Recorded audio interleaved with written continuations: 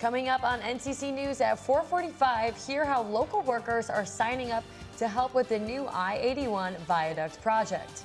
Chipotle is getting criticized by customers. Learn what their complaints are about their food restaurants.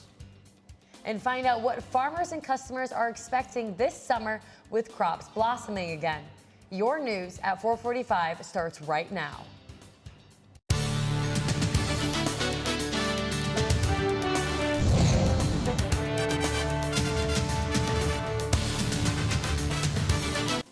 Good afternoon and welcome to NCC News at 4:45.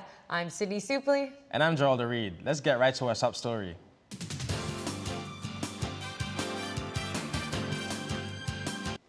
A local hiring event is leading the way to help kickstart the I-81 viaduct project. NCC News reporter Valentina LaFranca is now live outside the CNY Works Career Center with more.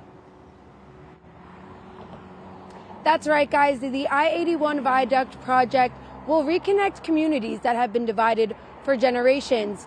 But in order for the project to get done by the projected year that is 2028, workers are needed. And where better to find that than in our own backyard? Important for the community to see people that looked like them working in their neighborhoods on this project.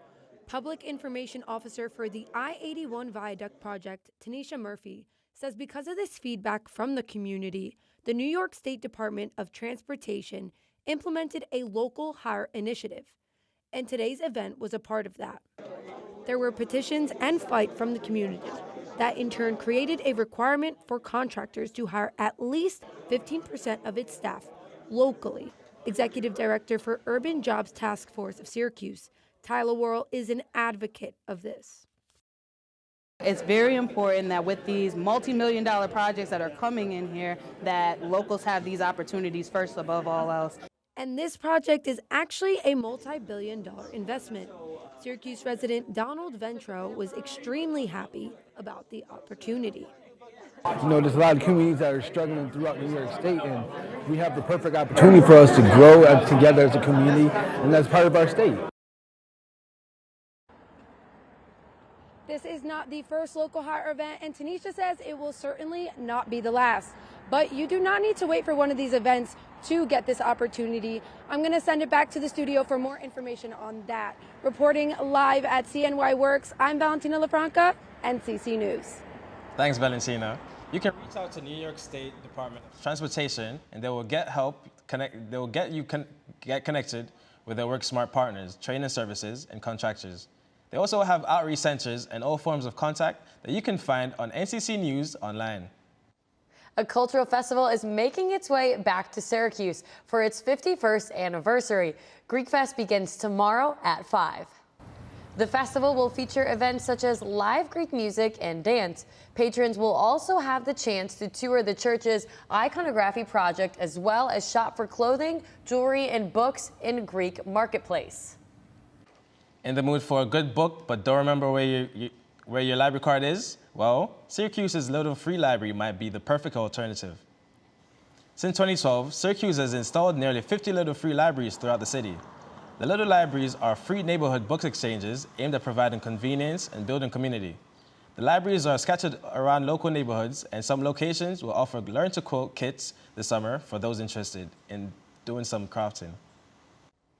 TJ Maxx, Marshalls, and HomeGoods are cracking down on new security protocols. Store employees will now be wearing police-like body cameras.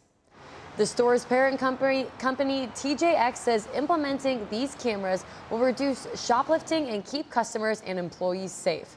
The company did not realize information on when the body cameras are turned on, but video footage will only be shared if law enforcement requests it. Chipotle is under fire regarding its portion sizes. The fast casual Mexican chain has been called into question by customers regarding its alleged smaller servings. Patrons are trying to make sure they get their fair amount of food of what they pay for. Chipotle CEO Brian Nicole denies the portion size changes and suggests that people only need to ask to receive more food. This month may be Pride Month, but for a local church choir, they celebrate their inclusion all year round.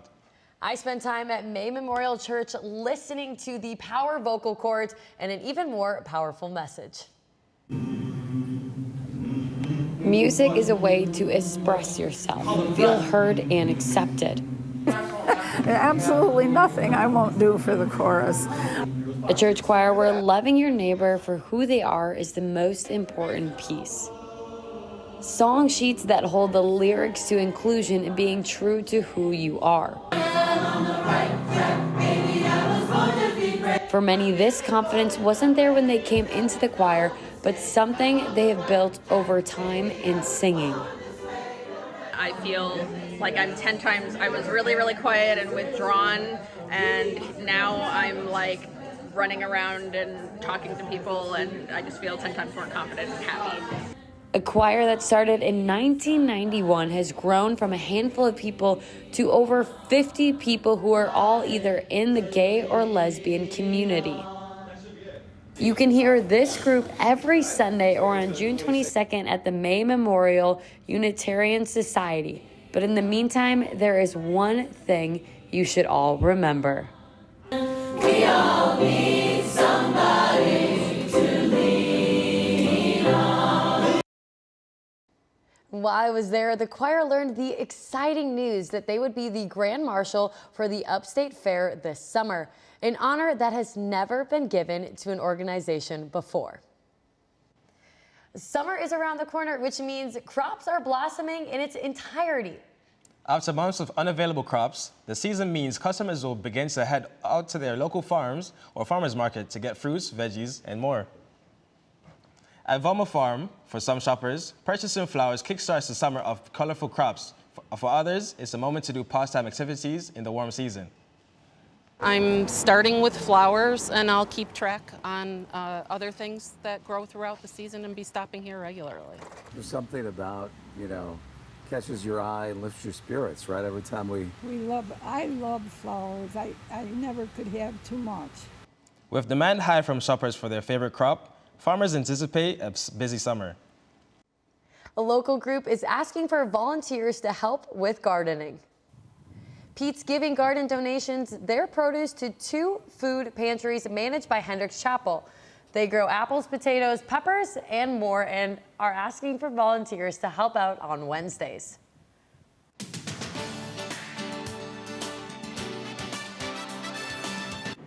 It's time now for our first weather update, and Cody Stokes is live on the weather deck for more. Cody? Thanks, Geraldo. Yeah, it's definitely summertime out here. The sun is out, and maybe we should be thankful for that. Once we get to that full forecast in a few minutes, you'll see why. But 85 degrees feels like 88, and it definitely does. I can attest to that. It is a bit sticky out here. 52% humidity. We do have some wind coming in from the south. Visibility still high. We'll have the full forecast for you in just a few minutes. Stick with us on NCC News. Back to you guys at the desk. Coming up on NCC News, find out what a group of teenagers found on a hill in North Dakota. And hear from World War II veterans in Paris ahead of the 80th anniversary of D-Day right after the break. Rain is in the forecast here in central New York. Find out when it starts and how long it will be around for after the break. Challenger Baseball is back for another year. Hear from the executive director about what it means to the athletes. Up next, a look at things you can only find on NCC News Online. And find out where the winning Mega Million Dollars ticket was sold here in the United States. So overall, I thought this newscast went particularly well. There were 2 things, though, that I thought I could improve. The first one being all of the headlines that I teased in the beginning of the newscast were in the A block. Moving forward, one thing I want to do is tease one story in the A block and then one story in the B block, maybe tease the kicker or some combination rather than just teasing all stories in the A block. The second thing I would want to do better moving forward is I went into the show about 30 seconds light, maybe 35 seconds. And my rationale behind that was I was anticipating there being technical difficulties, but also giving us a little bit of a buffer. I know myself and my classmates worked hard on this newscast, so I didn't want anything to be floated, if at all possible. And I think it would serve me better in the future if I want to go in a little bit under, have that be less than 15 seconds under. The only real technical difficulty we had was during the A block, right under the 3-minute mark, where the camera shot changed in the middle of one of the anchors reading. That was a director error, and as soon as the A block ended, she turned to me and apologized, was fully transparent that she jumped the gun, which is why I also included it in here, because it was just a matter of director error. I like the way that all of the stories were written. I made sure prior to the show going on air that everything was finalized and written properly based upon broadcast style, and ensuring that all the stories as well had the proper video, and the lower third was written in a way that matched the story itself.